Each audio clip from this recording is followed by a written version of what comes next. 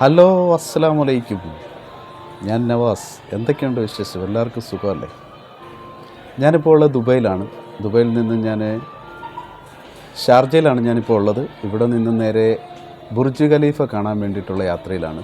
അങ്ങനെ ഞങ്ങൾ ഷാർജയിൽ നിന്നും കിസീസിലെ മെട്രോ സ്റ്റേഷനിലേക്ക് പോയിക്കൊണ്ടിരിക്കുകയാണ്.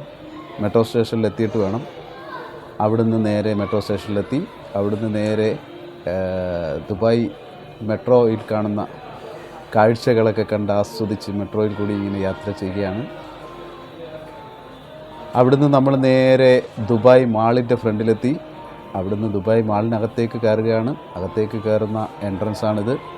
എന്താ രസം കാണാൻ! എന്തും വേണ്ടി ഷോപ്പുകളും കാര്യങ്ങളൊക്കെയാണ്. വളരെ മനോഹരമായിട്ടുള്ള ഷോപ്പുകളും കാര്യങ്ങളുമൊക്കെ.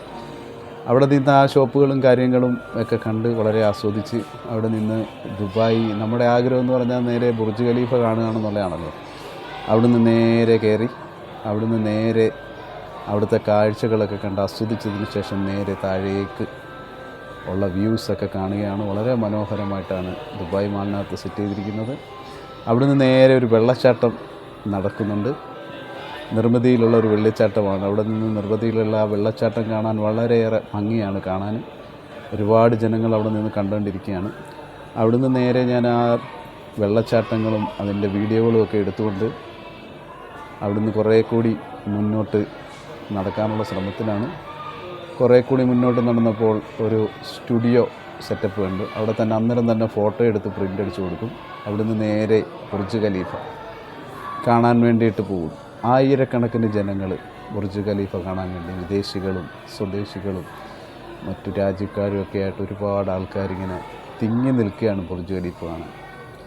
ലോകത്തിൻ്റെ വിസ്മയം എന്നൊക്കെ പറയാവുന്ന തരത്തിലുള്ള ബുർജ് ഖലീഫയും ആ പരിസരവും ഒക്കെ കാണാൻ പോയപ്പോൾ അവിടെ ദാണ്ടെ ഒരു കുട്ടി വീഡിയോ ഷൂട്ട് ചെയ്യാൻ വേണ്ടിയിട്ട് ഫോട്ടോയ്ക്ക് പോസ്റ്റ് ചെയ്തുകൊണ്ടിരിക്കുകയാണ്.